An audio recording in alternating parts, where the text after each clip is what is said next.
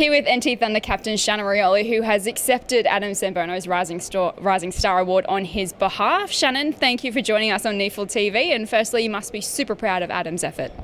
Yeah, like we said, for a guy to come out of a community and having played less than sort of 20, 30 organised games of football in his life, to come into a state level comp like this and perform really well, and he was actually really consistent as well. You can have guys who come in, play 2-3 good games and they don't see much of the footy for a while, but for him to be super consistent like he was, and to go into the Allies and keep a really level head that whole time was really good.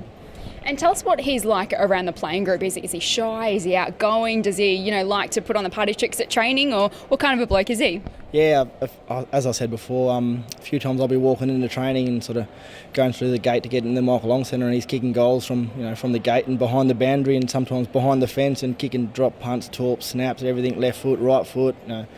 Mucking around with his little brothers, and you can see it's a lot of time with the footy, mucking around and sharpening his skills. And around the group, he's of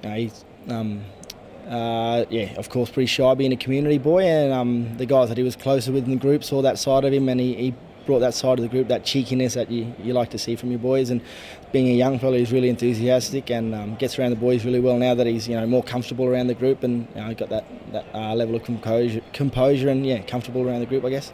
And you've been lucky enough to play with so many talented players to come out of the territory for NT Thunder. Where does Adam Samono's athletic ability rank in your mind?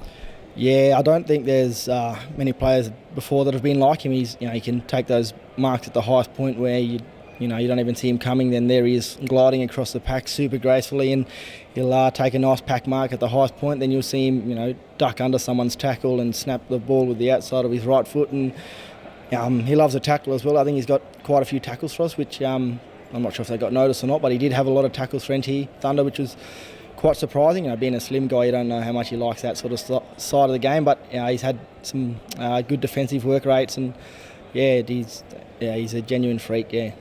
And what do you think about his draft chances? Are you quietly confident he might get his opportunity come draft time? Yeah, I think he's going to be a great story if he gets picked up. He already is a really good story. How far he's come just in this last 18 months of his footy.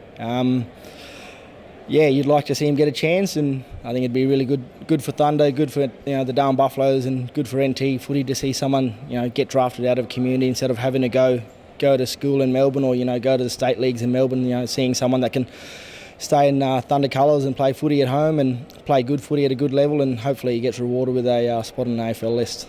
Well, thanks, Shannon, and enjoy the rest of your night. Thank you.